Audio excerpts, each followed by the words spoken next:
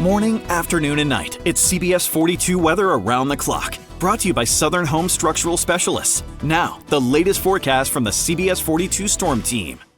And a good evening to you, Chief Meteorologist Dave Nussbaum here. Stormy weather continues across our area here as we go forward through the evening hours. Keep that umbrella handy. Watch out for possible street flooding and rising streams and creeks, along with a lot of lightning with some of these thunderstorms. Round one occurring now through early tomorrow morning, a little break, and then another round tomorrow late morning through the evening hours on Thursday. Potential for some storms to produce 40 to 60 mile per hour winds, heavy rain, maybe some flooding concerns out there, but nothing significant. Problem is this heavy rain, while very welcome to the area, not doing much for the drought because it's so heavy it hits the dry ground and just runs right off.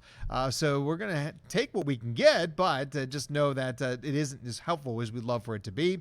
And of course, be sure to watch our streaming Weather Channel live. Go to CBS42.com and under the Weather tab, click on CBS 42 Weather Live, or go to our YouTube page and just go into the live tab and find it there to track the storms, cameras, and much, much more. There is that level 1 risk for some severe weather through the rest of the evening through tomorrow morning at 7 a.m. for much of central Alabama here, so we're going to watch out for maybe a strong storm or two. That will slide to the south tomorrow, roughly from I-59 southward, and the bulk of those storms will occur during the afternoon hours there with some gusty winds as well. Flood risk a little greater over North Alabama. They've had longer bouts of heavy rain there, but from Hamilton, Double Springs, Coleman, Oneonta, Gadsden, roughly Highway 278 to the north, that's where we have the little better chance, level 2 out of 4 risk versus a level 1 risk for the rest of us for some flooding concerns. An additional maybe half an inch to an inch or so of rain for some of us, unless you're underneath one of those heavier downpours. So Futurecast will show through the night. We'll still see some bands of rain coming on in. Through tomorrow morning, still going to have a couple of showers out there. Be aware of that.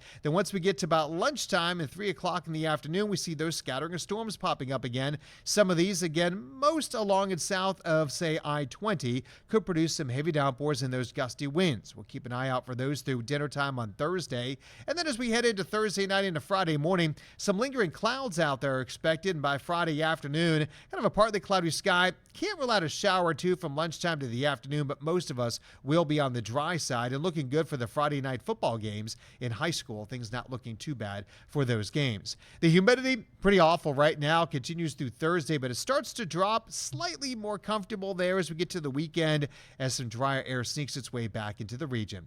So looking at your 10-day forecast, you can see the pretty good dose of rain on Thursday. Again, those areas will be mainly south of I-20. A few stray showers Friday, not much in the way of rain. Pretty quiet this weekend, highs in the middle 80s. As we get to next week, starts pretty warm out there, low chance for rain through Wednesday, then drying out by the end of next week as high pressure builds in, and temperatures in the lower 80s a little bit, not looking too bad there. I'll turn the camera off here, and you can see lows down in the lower 60s, still looking pretty nice.